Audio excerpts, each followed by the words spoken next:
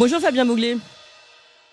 Bonjour Clémence Odiakova. Et merci beaucoup d'être avec nous. Ça fait 2 fois qu'on vous reçoit cette semaine. Normalement, on ne fait pas ça, sachez-le, sur Toxin, chers amis, puisqu'on essaye de varier les sujets. Mais là, c'était important et on vous a rappelé et vous avez accepté, Fabien Bouglet, de revenir parce qu'il y a une actualité qui est tombée et vraiment, il fallait vous redonner la parole. Je rappelle que vous êtes spécialiste des questions énergétiques, auteur de Guerre de l'énergie au cœur du nouveau conflit mondial ou encore Éolienne, la face noire de la transition énergétique aux éditions du Rocher. Eh bien, il se trouve que la députée écologiste anti-nucléaire, clairement affichée comme telle, Dominique Voynet, vient d'être nommée au Haut Comité pour la transparence et l'information sur la sécurité nucléaire, donc le CTISN, une instance donc dite d'information, de concertation, de débat sur le risque lié aux activités nucléaires.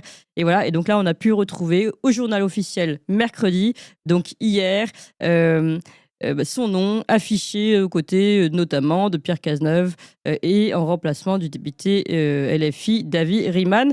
Donc, évidemment, ça passe pas inaperçu. Vous allez nous expliquer dans quelques instants les raisons pour lesquelles Fabien Bouglet, ça ne va pas vous plaire. Il se trouve qu'elle est quand même connue pour ses positions antinucléaires, je l'ai dit. Elle a même cette étiquette de fossoyeuse du nucléaire. C'est elle qui a participé à l'arrêt du réacteur Superphénix, qui a été stoppé par le gouvernement Jospin, en accord avec les Verts en 97. Et puis, avant de vous donner la parole, Fabien Bouglet, je vais vous rappeler une petite vidéo qui a été faite dans les années 2000, où alors elle était ministre de l'Environnement du gouvernement Jospin, toujours, et elle se réjouissait que le nucléaire ne figure pas parmi les technologies. Enfin, elle expliquait comment elle avait pu faire en sorte que le nucléaire ne fasse pas partie des technologies retenues par Bruxelles au titre des mécanismes du développement propre. Écoutez ça, et puis Fabien Bouglet, je vous donne la parole. Alors, j'appelle Paris et j'explique à Matignon que je suis désolée, mais que le Britannique est en train de lâcher et que je vais me retrouver isolée. C'est ce que déteste la France. Être isolée en Europe, c'est quelque chose qui est impossible. Pendant ce temps, le Britannique appelle Londres et dit la Française est en train de lâcher, je vais me retrouver isolée. Et on est revenu hilar l'un et l'autre avec finalement un grand soulagement parce que nous avions reçu la consigne de tout faire pour ne pas être isolés.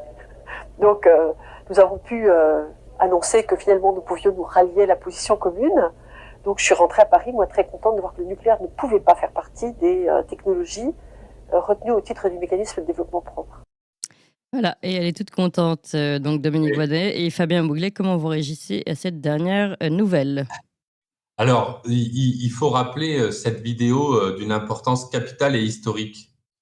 À l'époque, le gouvernement était en train de négocier au niveau de la Commission européenne le fait que le nucléaire intègre les technologies d'avenir et puisse participer au financement. On est dans la période de la gauche plurielle avec Lionel Jospin comme Premier ministre.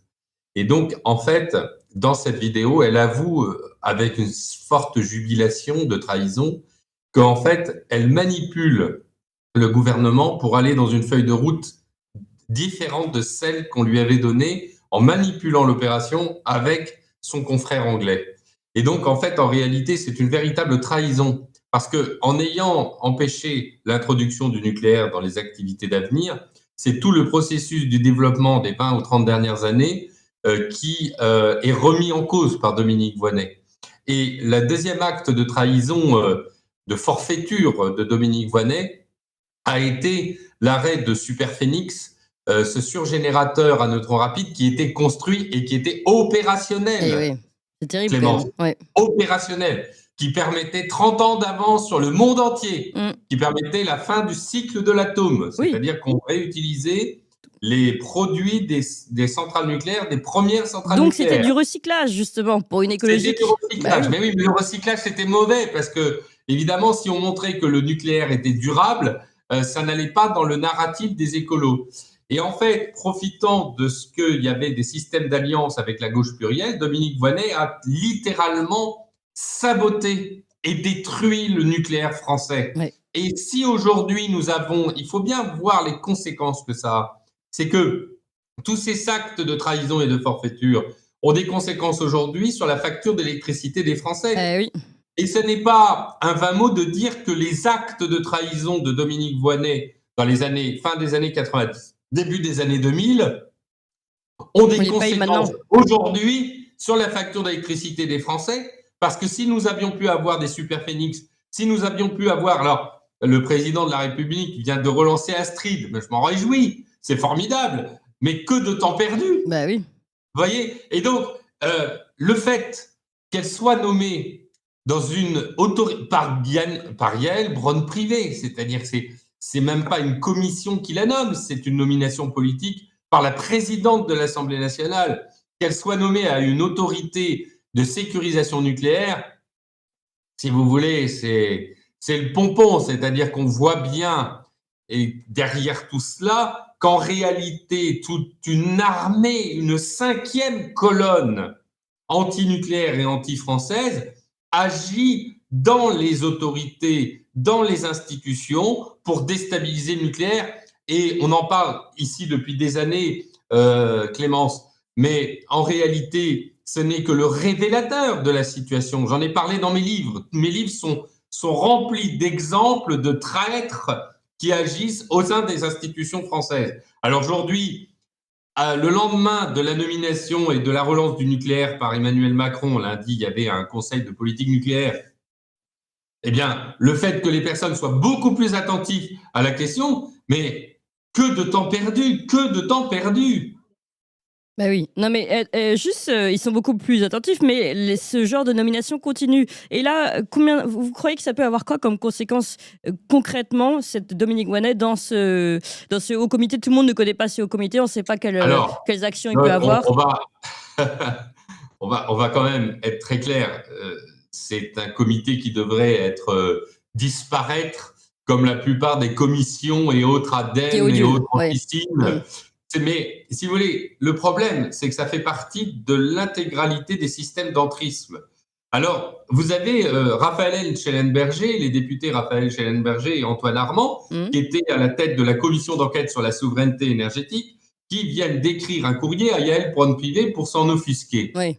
Et moi, je suis amusé. Ces députés qui ont fait une commission sur la souveraineté énergétique ont refusé. Je les ai sollicités. Ils ont refusé de parler de l'infiltration de nos institutions par des agents antinucléaires. Ils ont refusé de parler de l'ingérence allemande dans la politique énergétique française. Donc, ils ont parlé de la moitié du sujet. Ils ont parlé du sabotage politique en France, mais ils n'ont pas parlé des ingérences et des infiltrations. Oui. Alors, ils découvrent 3 ans après leur rapport qu'il y a des systèmes d'infiltration. En réalité, même si la nomination de Dominique Voynet n'a peu d'effet sur cette institution, elle est symptomatique et révélatrice. Elle est la pointe de l'iceberg, si vous voulez. Vous avez par exemple son directeur de cabinet, Monsieur Albertini, qui aujourd'hui officie à la Cour des comptes. Et il a fait un rapport sur l'éolienne il n'y a pas 2 ans. D'ailleurs, la Cour des comptes refusait de me donner la composition de l'institution qui avait rédigé ce rapport. Oui. Vous avez, au sein du ministère de l'écologie, vous avez des nominations, vous avez des institutions de sûreté dans lesquelles vous avez des associations comme Greenpeace ou WWF qui sont présentes au ministère de l'écologie. Vous avez dans des institutions de sécurité ce qu'on appelle les comités locaux d'information sur le nucléaire, qui sont composés avec des antinucléaires. Oui. J'étais tout récemment avec un représentant d'EDF qui m'a dit « Mais vous n'imaginez pas, à chaque fois qu'on est dans ces réunions, on se fait insulter par des nervis qui détruisent. » Donc en fait, si vous voulez, le problème de fond, et que n'a pas révélé la commission d'enquête sur la souveraineté énergétique, mais que j'ai révélé dans mes 3 livres, c'est qu'en réalité, la France fait l'objet d'opérations d'infiltration de gens qui ont des intérêts de trahison contre la France. Je l'avais écrit dans Valeurs Actuelles sur la 5e colonne. Et nous avons une 5e colonne énergétique qui officie pour des intérêts étrangers. Soyons très clairs là-dessus. C'est ça qu'il faut comprendre. Cette nomination n'est que le révélateur de ce que la France ne met pas les pare-feux. Mais vous prenez le président de la République, par exemple. Oui. Au sein du cabinet du président de la République, son conseiller énergie est un ancien de Réseau Action Climat, dont on a déterminé, l'école de guerre économique a déterminé que Réseau Action Climat avait été financé par des fondations antinucléaires allemandes. Donc, vous avez, rappelez-vous, le financement de l'OFATE, l'Office franco-allemand de la transition énergétique, qui est un lobby éolien et gazier allemand, qui a ses locaux à la Direction générale de l'énergie et du climat, Mais oui. au sein du ministère de l'écologie. Oui. Et donc, toute cette galaxie d'opérateurs et d'agents d'influence et d'officines de guerre économique, eh bien, agissent. Et après, on a quoi? On a un plan pluriannuel de l'énergie d'Agnès Pannier-Runacher qui va à l'encontre, qui a été présenté et qui va à l'encontre des intérêts de la France. Oui, mais par exemple, quand Emmanuel Macron dit « je vais relancer le nucléaire, le projet Astrid, etc. », et d'un autre côté, du même groupe politique, il y a Heilbronn-Pivet qui donc choisit Dominique Voynet. C'est quoi le message en fait de la Macronie? Alors moi, je pense que là, c'est un manque de culture et d'information. Non, mais vous rigolez. Il y a effectivement un paradoxe. Je pense que c'est une méprise d'information. Mais non, mais Fabien Bouglet, pardon, mais ils peuvent pas ne pas savoir qui elle est. Je sais bien. Je suis tout à fait d'accord. Il y a là quelque chose de surprenant et qui explique. C'est-à-dire que, en fait, vous avez une volonté politique réelle de relancer le nucléaire. Mais en même temps, vous avez un ensemble d'opérateurs qui agissent pour le ralentir et mettre des cailloux dans la chaussure. On sait que ça ne plaît pas aux Allemands que la France relance son nucléaire. Donc l'Allemagne a intérêt, par des opérateurs, à instiller des cailloux dans les chaussures du nucléaire français. Donc on a à la fois En fait, si vous voulez, il faut que vous compreniez bien, Clémence, c'est que, j'en parle depuis souvent, mais l'État profond n'est pas monolithique. Il n'y a pas un État profond. Oui. Et actuellement, on peut dire que globalement, il y a une guerre intra-État profond. En fait, vous avez au sein de l'État profond, c'est-à-dire au sein de la haute administration, au sein des dirigeants de la filière énergétique, des tensions et des guerres intestines entre ceux qui veulent prévaloir un modèle étranger de l'Energiewende allemand, en particulier, éolienne couplée au gaz, et ceux qui veulent relancer le nucléaire.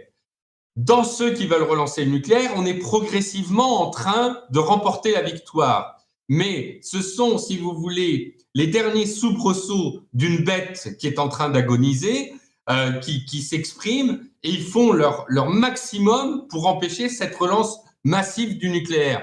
Et on l'a par des effets tout simplement dingues. Par exemple, quand vous voyez le président de la République qui va dire « on reporte à 2038 la première construction d'un réacteur nucléaire français », alors que tous les ingénieurs nucléaires vous disent que globalement, on a moyen de construire les réacteurs nucléaires beaucoup plus rapidement. Au moment du plan Messmer, dans les années 70... si on décalait pas les fonds à chaque fois, quoi. Oui, c'est ça. On a construit les réacteurs nucléaires en 6 ans. Et maintenant, 2038, il faudrait combien d'années? 15 ans, 18 ans, 13 ans, pardon. Non, ça, si vous voulez. En fait, là, actuellement, il y a des tensions au sein même des grandes zones d'influence. Oui. Et moi, je fais partie de ceux qui luttent pour faire en sorte de relancer le nucléaire et dénoncer ces opérateurs. Alors après, effectivement, il faudra se poser des questions sur pourquoi Yael Braun-Pivet a nommé, alors que justement, Dominique Voynet, et pour le coup, énormément de personnes savent que c'est une traître à son pays, pourquoi elle a été nommée par Yael Braun-Pivet? Ça, c'est une véritable interrogation, alors qu'il y a des députés de grande qualité qui peuvent tout à fait officier. Il y a des ingénieurs nucléaires, il y a Maud Bréjon, par exemple, je crois qu'elle y est déjà, mais vous avez Maxime Amblard qui est membre. Enfin, vous avez tout un tas de personnalités qui peuvent tout à fait répondre à ça. Et pourquoi nommer une véritable traîtresse? C'est ça qui est un scandale. C'est la question que je vous pose aussi. Et je ne crois pas que ce soit un problème de manque d'information, Fabien Bouglet. On va s'arrêter là parce que. Mais en tout cas, merci infiniment et on a bien compris. Et les mots sont forts. Hein. Dominique Voynet, traître à la nation. Je note, Fabien Bouglet. Merci beaucoup en tout cas pour cet éclairage et ce coup de gueule. Vous avez aimé cette émission? Vous voulez que l'on continue d'exister et de creuser ces sujets? Sachez que nous n'avons ni subvention, ni milliardaires, ni oligarques derrière nous, que nous ne dépendons que de vous. Donc faites un don à toxin-media.fr, toxin-media.fr, et encore mieux, faites un don régulier pour que nous continuions d'exister. Merci.